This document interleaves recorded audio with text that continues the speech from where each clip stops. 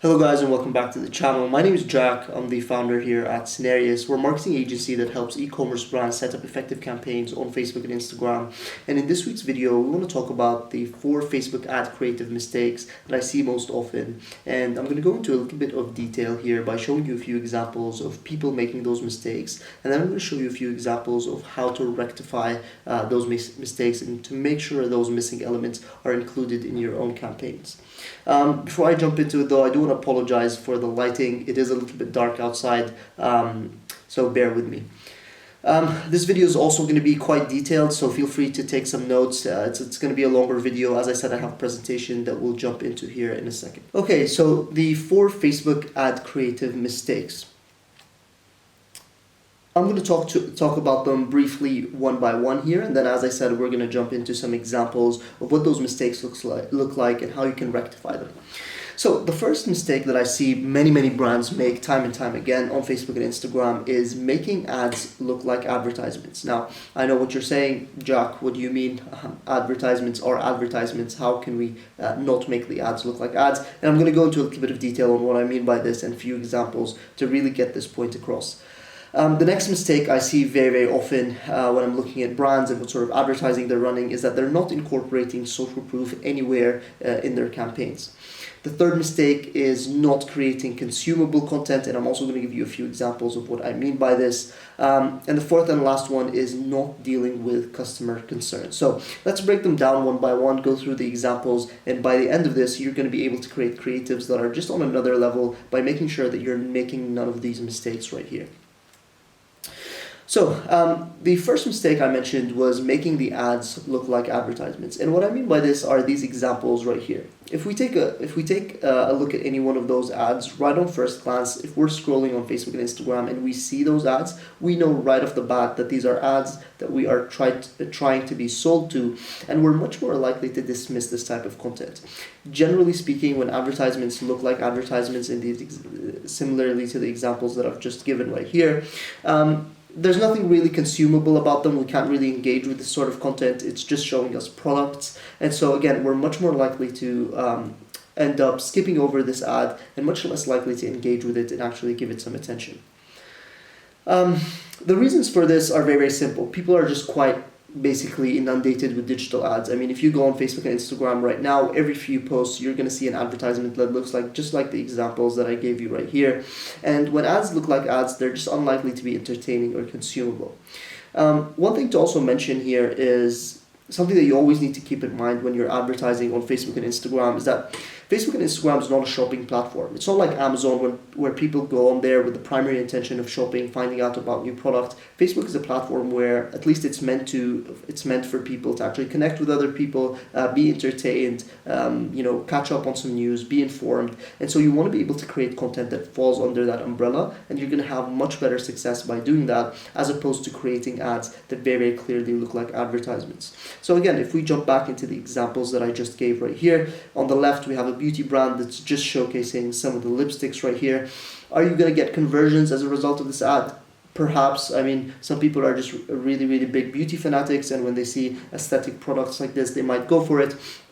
But there's nothing drawing me in. There's nothing that's creating hype around the ad right here. And if I'm on Facebook and Instagram and I'm just scrolling, the likelihood is I'm just gonna skip past this ad. Again, with the next example, we have a coffee brand right here.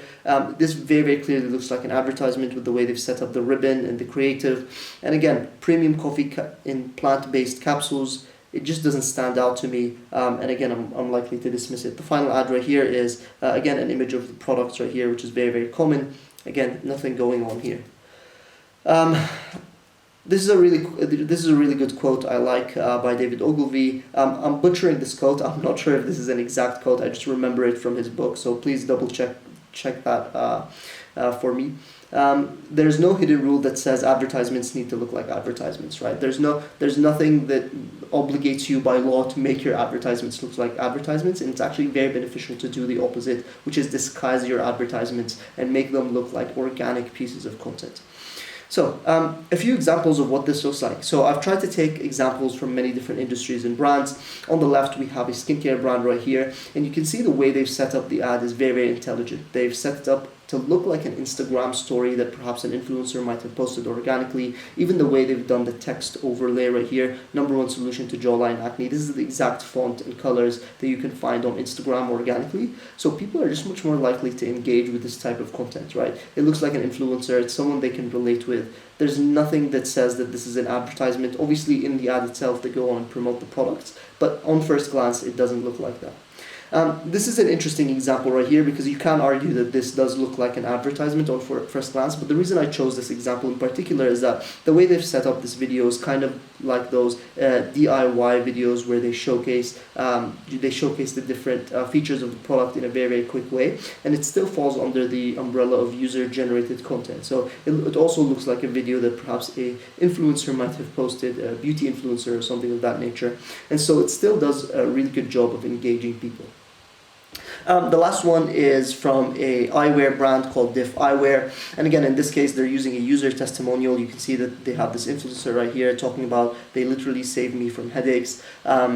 So by just creating a video of someone talking to the camera, they're creating content that people are accustomed to. I mean, you have tons of your friends posting videos like this talking about, whatever topics they're talking about. It's just the type of content that people are expecting to see. And one thing to mention right here is even the way they've produced this ad right here, they're using an iPhone camera most likely. It's not overproduced, and again that's done on purpose to disguise the advertisement as an organic piece of content. So the next mistake that I see very, very commonly is not incorporating social proof. So as you can imagine, social proof is very, very important when you're trying to introduce people to a brand. They need to be able to trust your brand. They need to be able to feel like other people also like and enjoy your products in order for them to feel secure enough to make a purchasing decision. With this example that I've given right here, this is a skincare brand, and throughout their entire advertising throughout all of their ad examples, there's not one bit of social proof. They talk briefly about the features here, certified organic, cruelty-free. They have some product images as the creatives, but nowhere does it tell me as the consumer that other people, again, enjoy these products, that people trust this brand, and so it's very hard for me to make a bet on them myself as a consumer and go find this out for myself.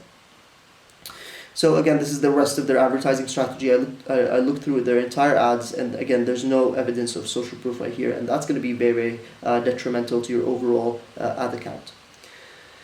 Again, why do we need social proof? People need to trust your brands, whether that be in the form of PR campaigns that you've done or reviews. And by using social proof, you're also creating hype around the brand. So when you're showcasing, for example, different influencers using the products, talking about them, you're making it seem like a lot of people are using them, and it's just a really, really important element when you're creating your Facebook ad creatives. So a few examples of what properly incorporating social proof looks like. Again, I've taken a few examples from very, very different brands just to show you the wide variety that you have.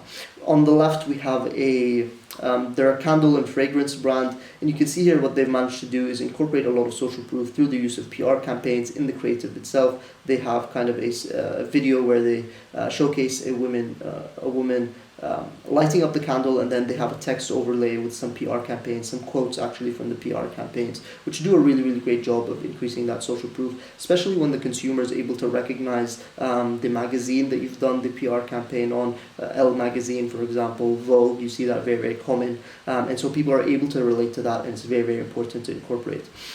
This is another example by Raycon. I'm sure if you've heard of this brand before. I'm not too big of a fan of the actual creative. Again, I think it looks too much like an advertisement, but they do have other sort of advertising that they're running. But what I'm highlighting here is just the social proof they're using in the copy. You can see here that they're actually using a review, which is really, really powerful, goes head to head with my Bose earphones. These are legendary wireless earbuds. The last example right here is kind of a men's beard brand, and what you can see here is they're leveraging social proof in a very different way by showcasing many different men with different skin types, different hair types, using their products and talking about them. They're also generating social proof, and this is really, really important to incorporate at all times across all sections of the funnel when you're running Facebook and Instagram advertising. So the third mistake that we want to talk about is not creating consumable content. And I didn't put examples of what this mistake looks like because most advertisers don't actually incorporate consumable content. But what I have for you here is a few examples of what consumable content looks like. So creating consumable content is really important. Again, it ties into the first point that we talked about in terms of creating content that people are accustomed to seeing and ready to engage with on the platform. By creating content that's actually consumable, and what I mean by that is that you're able to watch it and consume it completely independently of what the advertising message is. So it's either educational, it can be entertaining as well. It's content that people can actually engage with on a fundamental level. So on the left here, we have another example of a beard brand or a hair brand for men. You can see here that not only are they promoting the product, but the actual content is consumable. They're actually showcasing a step-by-step system where they can how guys can style their hair, and they have this kind of influencer or model showcasing that step-by-step system. And so even if I'm not interested in the product at all, I could be just interested in hair care, and it allows me to actually consume this content. And the reason that's important, there's also kind of another point to that, another level of this. The way the Facebook algorithm works, and if you watched our video on how the Facebook advertising algorithm actually works, you'll know this. But the way the algorithm works is that it likes to promote advertisers that create content that people actually engage with. So even if this ad is not necessarily creating many conversions, just the fact that people are liking this content, watching it, engaging with it, will mean that Facebook will push this to the top of the news feed. It's just gonna have a much higher chance of being profitable overall. The next example here is very similar, 6 steps to clear back acne. Again, there's no evidence here that this is an ad right off the bat. It's a consumable piece of content. Anyone who suffers from this problem is going to want to watch this content and is likely to engage with it. This is another example here, 5 makeup tips for women over 50. Again, if you're part of that demographic, this is content that you want to consume, regardless or not if you're interested in the products. And this is really powerful. And if you manage to really get this right and gain the ability as a brand to create content that your customers actually want to consume, then you're in a very powerful position. So the fourth and final mistake that I want to talk to you guys about today is not dealing with customer concerns. And this has to do a lot with consumer psychology, with the way people actually interact with products and brands, and the way people actually interface with a brand when they first learn about it is many questions and concerns are going to pop up and are going to act as objections or barriers to entry from them actually buying your products. And what I mean by that is, I'll take this example by example. If we take the example on the left, let's say I am an avid coffee consumer. I really like coffee, and I've been targeted with this ad right here. And I read the copy: calling all coffee lovers, want a huge discount on specialty coffee, new offer, get 40% off our superior coffee, free shipping below. Let's end this argument once and for all, hot or cold, just comment what you prefer below.